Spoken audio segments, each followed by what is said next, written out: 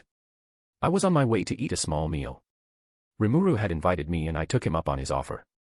It's been a while since I had something to eat, and while I don't need to, it's good to enjoy a nice meal once in a while. But I had a feeling I was forgetting something. There was a little feeling I was getting telling me to turn the other way. It's probably not much. I must be overthinking. What could harm me here in the village? I opened the door and saw Rimuru sitting down along with Benimaru and Akuru. This was feeling a little familiar to me. Hey Rimuru, I'm here. So what's on the menu for today?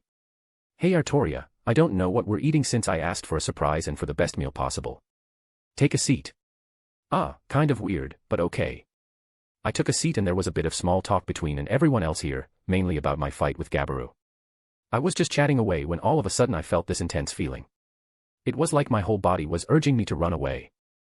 Every part of my instinct and intuition was yelling and begging for me to be anywhere but here.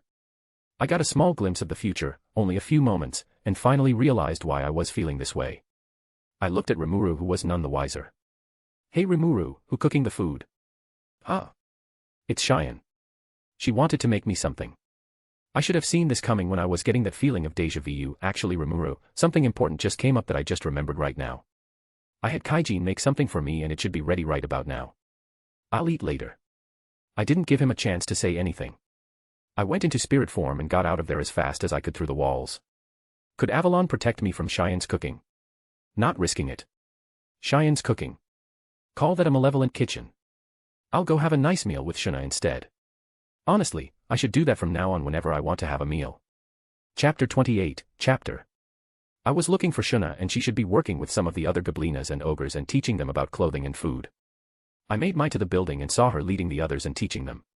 She wasn't doing much work herself, but she was leading the others very efficiently. I wouldn't say it's strict or like a military, but it was still running like a well-oiled machine. She looked a little proud of herself for being able to reach this level, and I was a little surprised too. It hasn't even been that long since she was put in charge of this whole thing. Maybe, since there are not that many people to oversee right now, her job isn't that hard. With her skills though, I don't think it will matter how many people there will be. Hey Shuna, do you have a moment? Everyone noticed me and looked my way before looking back at Shuna. Why do they all have to do this every time we interact? It's just a simple question. There's no deeper meaning to it. I just want to have a meal with her. Everyone, just get back to what you're doing. I'm just going to take Shuna away for a little bit. I'm sure with she has taught y'all that you can carry on without her here.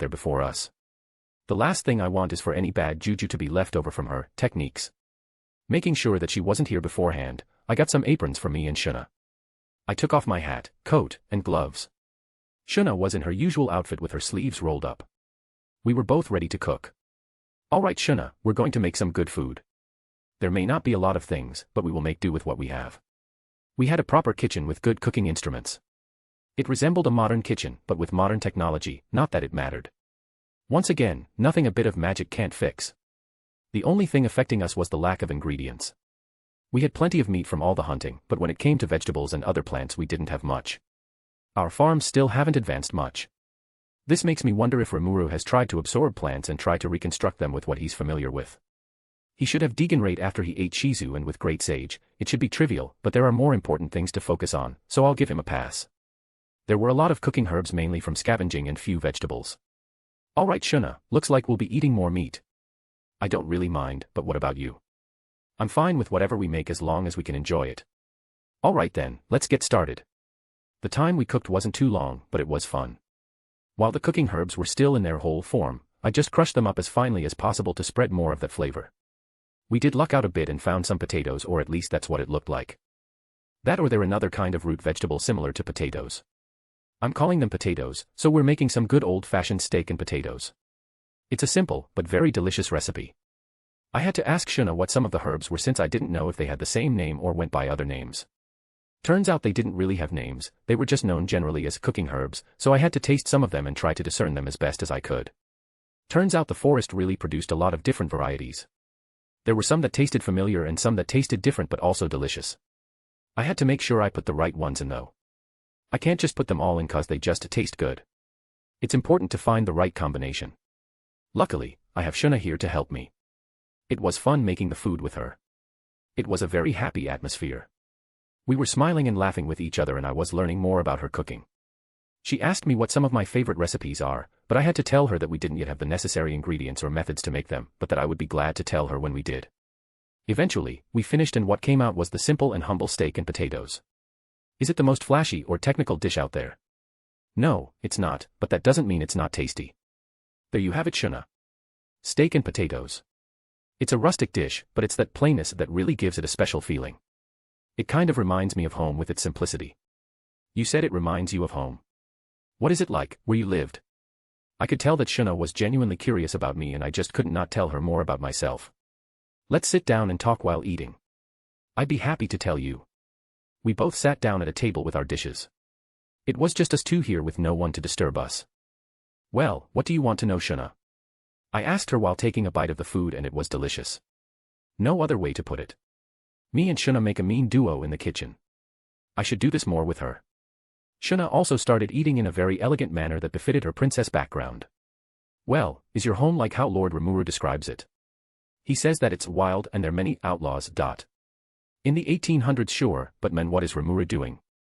It's only a matter of time before everyone in the village thinks something like that. Everyone is probably already thinking that anyway.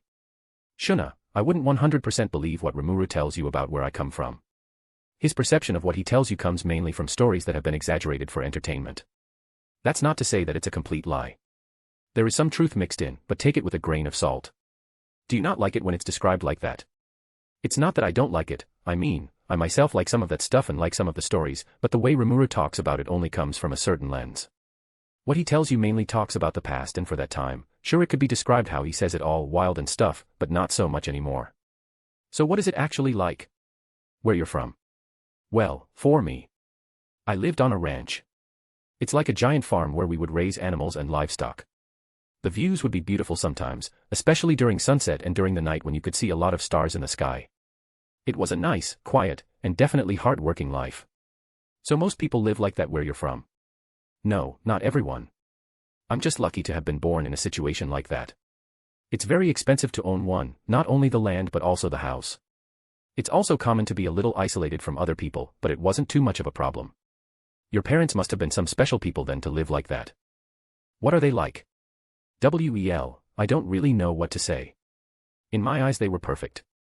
Sure, they had their problems and issues, but they meant well and had a lot of love to give. My dad was a cool old man. He was kind, but when he needed to be, he could be tough. He taught me a lot of things and got me into many of the things I like.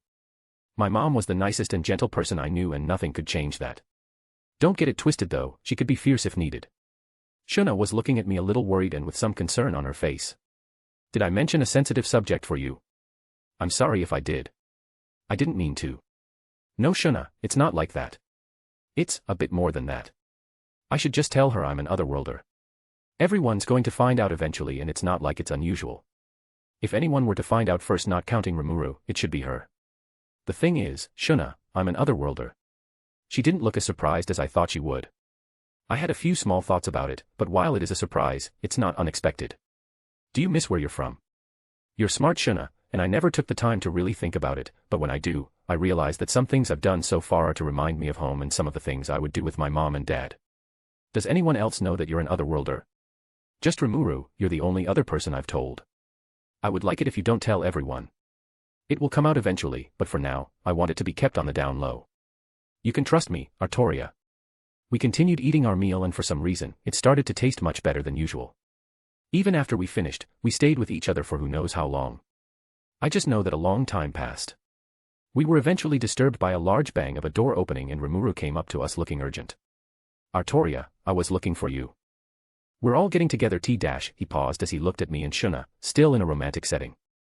Did I come in at a bad time? I let out a sigh realizing that my time with Shuna was cut short due to the Orcs. Orc Army meeting, right? Rimuru looked a little embarrassed realizing that he interrupted a nice moment between us. Ah, yeah. You and Shuna are kinda needed. I got up and gathered my things and Shuna also got ready to leave. Let's go then. I want to make this as quick as possible. I have much more important things to do.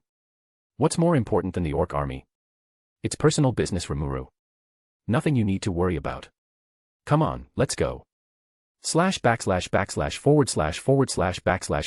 ////////////////////////////////////////////////////////////////////////////////////////////////////////////////////////////// We were all in a meeting room. There was a large table with seats all important people in the village. It includes some hobgoblins, the Kijin, Shuna's parents, and I can't forget my good pal Kaijin. All the important people were gathered and I was waiting for a certain Dryad I'd met before to make an appearance. I'm wondering why she hasn't appeared before me to try to tell me to take care of the Orc Army. We had a rough map on the table with figures representing us. It was a layout of the Lizardman marshes and Sui was presenting us with the information he has acquired. There are 200,000 orcs and they look to be focusing on the marshes where the Lizardmen live. Looks like I got my digit wrong. Not that it makes much of a difference. While everyone was busy murmuring about the number of orcs, I took a sip of tea that was here. It still needs more sugar. I put it back down and pushed it away from me. Luckily, there were some chips, so I could just munch on those while we're having this meeting. Priorities. Shuna's dad asked a question to Sui. Sui, did you visit our village? I did, and it was destroyed even after we left it. There weren't any orcs in the area, but it was clear that it was them who did it. They were a little stunned, and if it didn't settle in before now it did. They realized that they made the right choice and I had a large hand in saving their lives. They may not have said it, but they were looking at me a little differently now. You don't have to say anything or thank me. Be happy that y'all found a new community that has accepted you and use this as motivation when fighting against the orcs. They forced you form your homes and the land you have lived in for generations. Use that against them and you won't have to worry about a thing. After I said that, there was a determination that grew in their eyes. They'll be fighting with more purpose now. Arttoria, you say that, but it's still 200,000 orcs. They outnumber us to a crazy degree. Rimuru, you don't need to worry about that. What we lack in numbers, we more than make up for in pure firepower. I looked at Benimaru, who was next to me. You had some doubts at first, didn't you, Benimaru, but now you realize just how much stronger you are now, yes? Benimaru nodded at my question. Yes, I was practicing and I got a grasp of my strength. What I need is some combat experience to get a full grasp of what I can do. Those orcs feel like a trivial obstacle to me. Look at that, Rimuru, you don't need to worry about a thing. Fine, but what about the Orc Lord? That's still a threat we need to be ready for. He'll be a lot stronger, and if we're being cautious, the only ones that should fight it are you and me. Rimuru, you just answered your own question. Me or you will fight it, while the others focus on everything else. Alright, fine, I guess we should address the lizardman. The first encounter with Gabiru wasn't exactly the best. He was being all arrogant and Rimuru was interrupted by Sui. There she is. Lord Rimuru and Lady Pendragon, there is someone that wants to talk to you. She says she's a Dryad. The room erupted in surprise since they hadn't seen a Dryad in a long time. Rimuru was thinking about other things about a Dryad that does not fit the situation right now. Everyone, relax a little.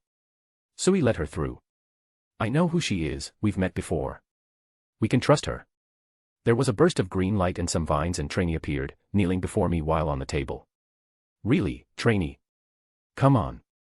If you're gonna do all that, just do a little bow, not kneeling.